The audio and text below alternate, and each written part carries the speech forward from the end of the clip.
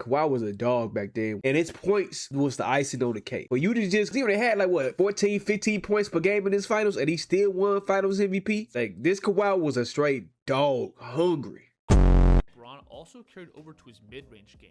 Off the catch, he was very effective in face.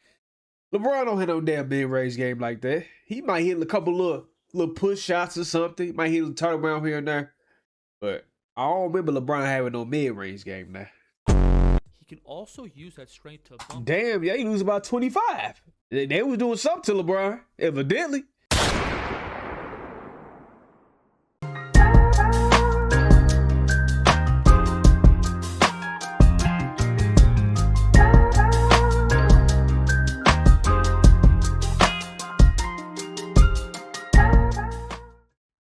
Yo, what it is, what it ain't, YouTube. This your boy MJT coming at you with another banger video, man. Let's get it, let's go. Yes, sir, man. How y'all been doing, man? You know, I just been chilling, you know, trying to pump out these videos for y'all, man. Trying to be consistent again, bro. So in today's video, I'm finna react to did Kawhi actually lock up LeBron in the 2014 finals. Now, if you remember exactly, it's a video of LeBron at the free throw line saying, damn, when Kawhi walked into the game.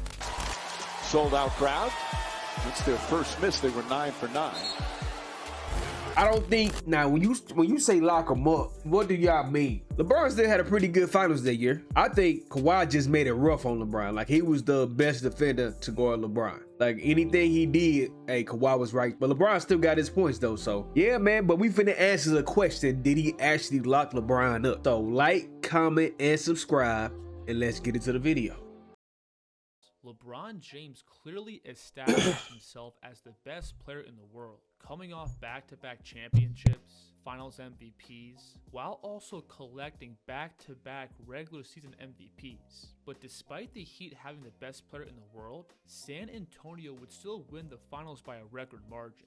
And at the time, they had the best defense in the NBA with the young and hungry Kawhi Leonard. In this video, we're going to focus on how exactly the Spurs went about guarding a prime LeBron James, and what did and didn't work throughout the series.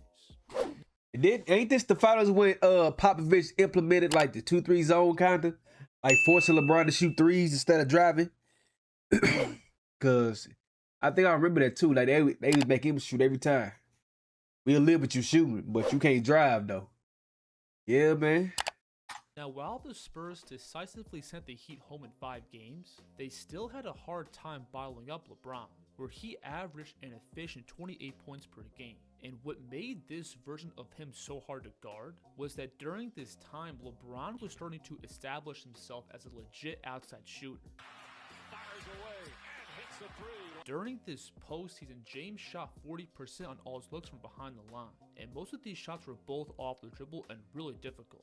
First, out of pick and roll, James had no problem rising up going both right and left. If San Antonio played him soft or tried to cheat under, he was quickly picking up and looking to fire. And shots like this may seem pretty straightforward from a bird's eye view, but LeBron rising up for jumpers efficiently going both ways was a big deal. Look how Tim Duncan here is dropped back well below the arc, and James is going to get... I know Kawhi better in this time offensively, but I do miss this Kawhi, man. He still kind of got it in him on in some possessions, but Kawhi was a dog back then where only thing he had to do was just guard LeBron. And his points was the icing on the cake, bro, back then, man. But you just, because he only had like what, 14, 15 points per game in his finals, and he still won finals MVP. Like this Kawhi was a straight dog, hungry. Pre-knee injury, Kawhi was a dog on defense, bro. A straight dog. Into this automatic one dribble pull-up. This shot here was tough, where the Spurs are going to throw out a hard hedge with one of their guards, but LeBron is going to bring the ball behind to his left hand to then organize his feet and drain this bomb. And James that's a tough shot. Also generate these outside looks in isolation. He didn't exactly have the same bag of step backs that we see right now, specifically the FU3, but he could still leverage that driving threat to push the defense back, to then again gather and fire. He's playing with a head of steam here in semi-transition, and he gets the defense leaning back, leaving him plenty of space to organize his feet and elevate. This play kind of reminds me of LA LeBron, where he's working off the screen to his left, but with his momentum pulling him across, he has the rhythm to gather for his leaning three. Now that Tough shot shot. LeBron also carried over to his mid-range game. Off the catch, he was very effective in facing. LeBron don't hit no damn mid-range game like that. He might hit a couple little push shots or something. Might hit a turnaround here and there. But I don't remember LeBron having no mid-range game now. Up and finding windows to elevate. I like how he creates space here by pivoting across to then bring it back and instantly get it to his set point to fire.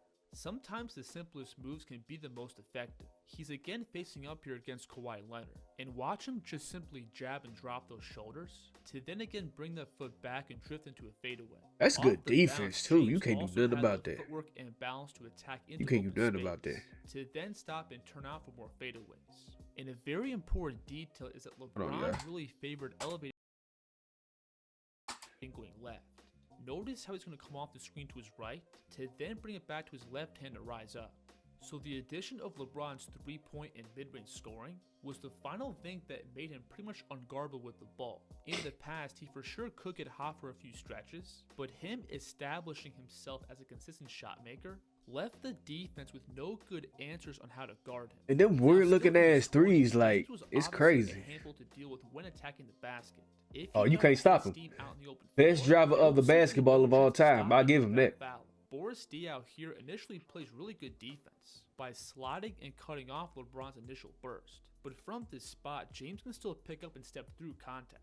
On top of that ability to absorb bumps, James also had ridiculous body control, being able to pick up and spin through bodies, to then keep himself on balance while he elevates towards the basket. Look here how Kawhi is bracing for contact as James pushes the ball across to his left, which again sets up that spin. Now in the half court, a majority of the Heat's offense stemmed from LeBron playing in isolation. Even with their best defenders guarding him, that blend of strength, quickness, and power made him a really tough one-on-one matchup. And like we went over in a previous video, LeBron at this point of his career had already developed That's a too pretty little. effective That's a post. baby. So on top of using that speed to get blow-bys, he can also use that strength to bump. Damn, yeah, he lose about 25. They was doing something to LeBron, evidently. Damn. His man down, creating these windows for jump hooks or push shots. So as a one-on-one player, James pretty much checked all the boxes. Damn. He was consistently knocking down looks both from 3 and in the mid-range. He had ridiculous speed and strength when attacking off the dribble. Plus he also had that post game in his back pocket. And that top-tier isolation scoring was pretty much the foundation for the Heat's offense. Everything for them came down to forcing switches and giving him matchups to attack. And if the Spurs left any of their bigs on an island, it was pretty much a guaranteed bucket. But the Spurs throughout this series made it a point to limit the space and opportunities that LeBron had to play one-on-one. The first thing they did was shrink the floor with heavy help defense. Look how Parker here is going to slide across the nail before James even attacks below the arc. And this preemptively eliminates the isolation. James again here forces another switch. But look how the Spurs both sit heavy in gap, plus send additional help from the weak side. And there's just simply no space for him to work with here.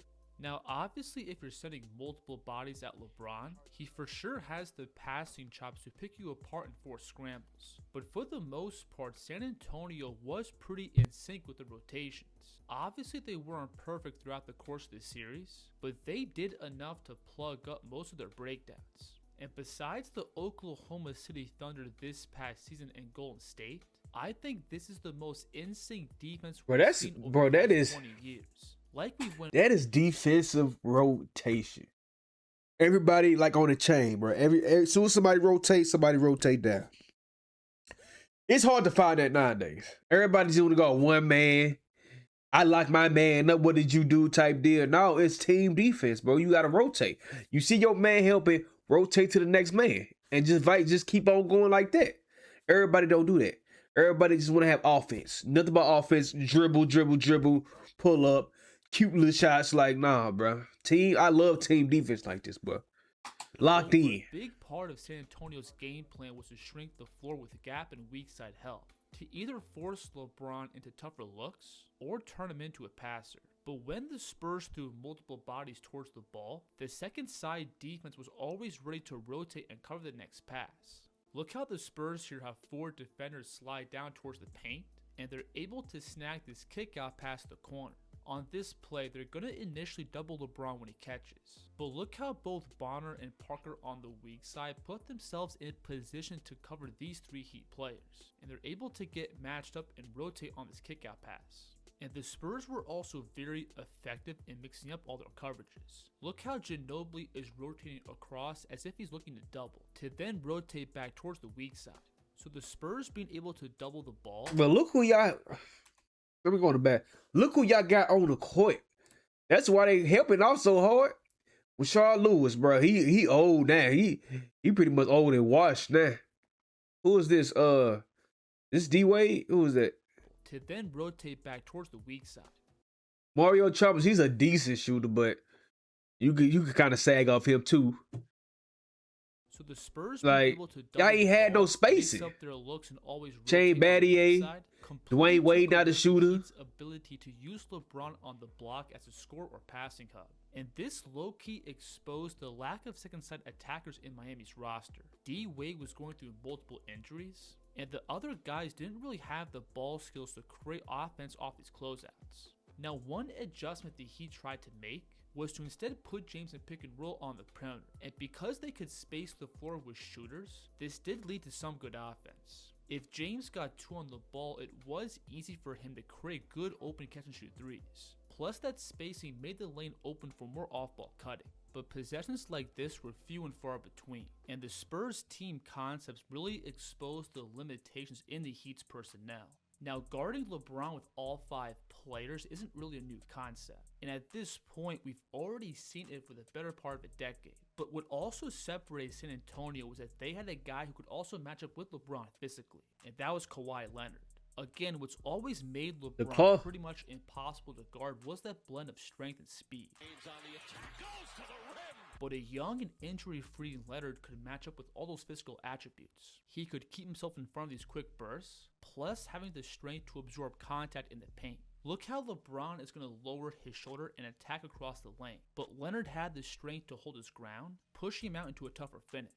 And then on top of that stability in the lane, Kawhi also had the foot speed to step out and meet James on the perimeter. On this play, he's stepping out and pressuring James right at the 3-point line. And as he looks to charge downhill, Kawhi can keep himself squared up and wall off the stride without fouling. And then even if LeBron was able to beat Leonard and get him on his hip, that physicality and length still made finishing really difficult. Look at LeBron, like that's crazy. The footwork, the wherewithal to spin and still be a part of that play, bro. Leonard and get him on his hip. That physicality. Look at that. He run it like as Flight would call this is a football move. And he was still in the play to try to stop LeBron. How many people can do that nowadays? Not a lot. Finishing really difficult. James here is going to refuse this screen by crossing it to his left, but even with a clear angle to score, Kawhi's presence still funnels him into a miss. So naturally, if your best player is having a hard time creating offense with a specific matchup, the obvious thing to do is to free him up with a ball screen. But the issue was Leonard was also very good at navigating through these actions by either pressing over and heading off LeBron's drive or darting under to keep himself in front. The Spurs here are going to have Tony Parker hard hedge to push LeBron back, giving Kawhi plenty of time and space to work his way back in front. And again, like we saw with this isolation defense, what really separated Leonard was his ability to get out and pressure the ball, which made it much more difficult for James to set up and come off these different actions. The Heat here are trying to free him up with a ball screen in early offense. But look how Leonard from the logo is going to push him away from this pick, forcing him into a tough contested step back 3.